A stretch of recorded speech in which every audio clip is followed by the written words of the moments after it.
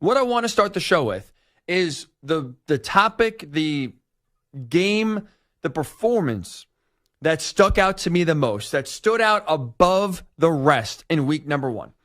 And that was the poor performance from the Browns and their quarterback specifically in Deshaun Watson. The Browns have a Deshaun Watson problem. Like what he just showed is that there needs to now be a quarterback competition in Cleveland. You can't just go into week 2 and beyond assuming Deshaun Watson is your guy. The Browns need to have a quarterback competition each and every week in practice to either have him earn the job or put whoever the best quarterback is on the field to give them the best chance to win. Because the Browns are a playoff team. They are talented enough to make the playoffs and be one of the 7 teams in the AFC playing in January. And right now, the thing holding them back more than anything is their quarterback, is how Deshaun Watson is playing. He played very, very poorly earlier today against the Cowboys. And right now, I think you need to have a quarterback competition because I think he has to prove he's the best quarterback on this roster, that he gives them the best chance to win. Because I'm not sold that that's the case. It needs to be a 3-man competition each and every week. Deshaun Watson, Jameis Winston, Dorian Thompson-Robinson. Best guy plays. That's what the Browns have to do. They owe it to themselves. They owe it to their fans to put the guy out there that can play the best. And Watson, with his debut today, at least in 2024, it leaves you questioning if he truly is the best guy on this team to be the quarterback for the Browns. I can't sit here and tell you unequivocally he's the best quarterback. Have him earn it. Have him prove to Kevin Stefanski and the rest of the squad he is the best. And before we go any further here, I don't care about the money. I don't want to hear about his contract as to why he should be the starter. Think about it from this perspective. The Browns are paying Deshaun Watson no matter what. Whether he's on the team or he's off. Whether he's starting or bench. That fully guaranteed contract is not coming off the books. He's owed, or at least the cap hit for the next 2 years is $73 million. Crazy, right? $73 million each of the next 2 years. So they're not getting out of that contract. Nobody's trading for that contract. But if you're the Browns, that money's gone anyway, right? Don't you want to at least win games? Like, whether he's starting or being benched, I don't think it matters because if you're paying him all that money, well, at least win games.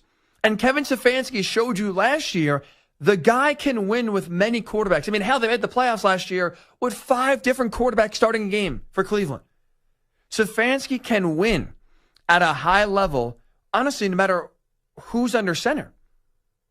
So whether it is Jameis, whether it's DTR, you need to have the best guy on the field playing each and every week because what we saw today from Watson was flat out horrific. I mean, look at some of these numbers. 24 of 45 for just 169 yards, threw 2 picks, was sacked 6 times. I mean, he didn't see the field well whatsoever. He looked lost. He was insanely inaccurate.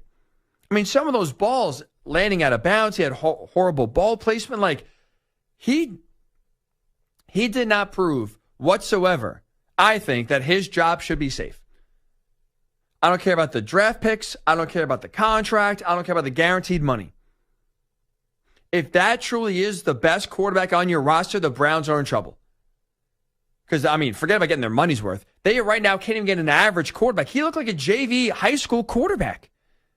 And the important thing here for the Browns and why this performance was so alarming, it's not just how bad it was. It's also the timing of when this performance happened. First and foremost, it's week 1. This is the healthiest Watson's been with the Browns. You know, he's talked all offseason that the shoulder surgery he had is not limiting him. He was a full go all during training camp, and he has no limitations. So that shoulder, at least what he's telling us, is fully healed and is not, holding him back whatsoever. He should be able to make every throw, should be able to, put the ball where he wants every single pass. This is the healthiest he's been, and now it's also year 3 in the Kevin Stefanski system. He is now at the point where he should be peaking. He knows the system. He knows the players. The playbook is not changing. This year 3 is when you really are supposed to blossom, be your best, peak, if you will. I mean, this should be, and the bar is low for this, this should be easily Watson's best year of his Browns career. This should be the best year for Watson since 2020. And the start we saw today does not indicate better days are ahead. That was just awful. And I think if you're the Browns, what you have to consider is this guy truly our best option moving forward to lead us to the playoffs?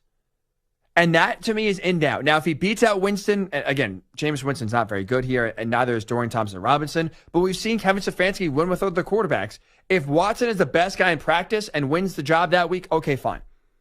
But I think now his job is anything but guaranteed the rest of the year because the Browns need to make the playoffs, and they need to put the best quarterback on their roster on the field each and every week. Now, with that said, Watson is not the only problem here. You know, he was the main problem, but not the only problem. The offensive line was horrible. Now, I give them a little bit of a break because you're working with backup tackles and left tackle and right tackle with Jedrick Wills and Jack Conklin both out, still rehabbing from injuries they suffered last year. So you are having backup tackles trying to slow down one of the most disruptive defensive players in the league in Micah Parsons. I get it. That's tough. I'll give the O-line a slight pass just because I think more blame should be on Kevin Stefanski. I thought he had a horrible day. Play calling, game planning especially. He knew his tackles were not playing in this game, and he knew you were going against Micah Parsons. But the game plan that they had where you're still single covering or single blocking Parsons was unacceptable and inexcusable from Stefanski. That was a bad game plan. And you look at the other side of the field, the Cowboys deserve a lot of credit because guess what? They had their own offensive line questions. They had 2 rookies starting at center and left tackle. And they were facing an equally disruptive reigning Defensive Player of the Year award winner in Myles Garrett. And guess what? Garrett got a few pressures. He got in there a little bit and had a strip sack on Dak. But otherwise, it was relatively quiet. And I thought Mike McCarthy did a tremendous job of game planning to make sure Myles Garrett wasn't going to ruin this game for the Cowboys. I thought he did a great job. Moving Dak around, moving the pocket, keeping the Browns defense on their toes. I mean, that is a really good defense. One of the best defenses in the league. And they were scorched. Now, again, the offense did not help them much. But still, I thought McCarthy had one of the best coaching jobs of his Cowboys career. And he did a really good job at making sure 2 rookies on an offensive line were not exposed by what is a prolific defensive line for the Browns. So I don't want to hear if you're, Cleveland, well, we had 2 backups at tackles. Well, you had 2 rookies with Dallas, and they were okay. They had no problem whatsoever. Kevin Stefanski needed to have a better game plan here to put Deshaun Watson, but also put, the rest of this offense in a position to have success against what is a tough, fast, and aggressive defense in Dallas. So credit to Mike McCarthy, credit to Mike Zimmer. A lot of credit goes to Micah Parsons, man. That guy is unbelievable. You think CeeDee Lamb got himself a payday and Dak got himself a payday. Wait till Micah gets a payday probably around this time next year. So while the Cowboys deserve credit here, I think on the flip side, if you're the Browns, well, wasn't all in Deshaun Watson. This performance you saw today was extremely concerning.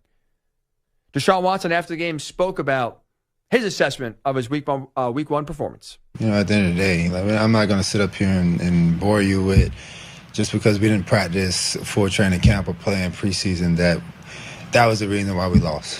I'm not that type of person. I'm not going to make excuses to any loss. So, like I said, I'm going to take the blame and get the guys on the same page, and we got to be better next week. And, we just got to go out there and execute. When we all on the field together, we got to know the plan and try to, find the weakness in the defense to, find any type of positivity. Watson's right. No excuses. Which is why I think his performance was so alarming, and which is why I think after today, if you're the Browns, you need to have a serious look at your quarterback room and say, we need to open up a competition. It is no longer assumed Watson is our QB1. He has to prove it each and every week. He is our quarterback. Because what we saw today was disappointing, but also very concerning. the inaccuracy, the decision-making, holding on to the ball too long. I mean, it took him to like the third quarter to have a completion over 5 yards. He was not pushing the ball down the field whatsoever until later on in the game.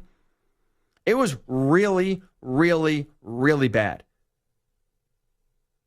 And as someone who predicted the Browns to make the playoffs, it is concerning. I thought Deshaun Watson would have the best year of his Browns career, at least this year. One, because the bar's so low, so it's really not that hard to top. But also, two, like, he doesn't have to do that much. I know Nick Chubb is not there and he's rehabbing, and again, the offensive line was missing 2 starters, but this team is talented enough to where the run game will be there for Deshaun Watson. You know, do you have the best group of receivers and skill talent? I would say no, but is it solid? Absolutely. You know, with Amari Cooper, bringing in Jerry Jeudy, you have David Njoku. Again, the run game that was still one of the best in the NFL, even without Nick Chubb for 95% of the season last year. So you can have success no matter who's at running back. You have the reigning coach of the year, Kevin Stefanski. Everything is there to make Deshaun Watson's life easier. A great defense. You don't have to put up 40 points a game in order to win. And that's why it's so concerning. Game 1, week 1, at home. This offense, and Watson specifically, looked so poor.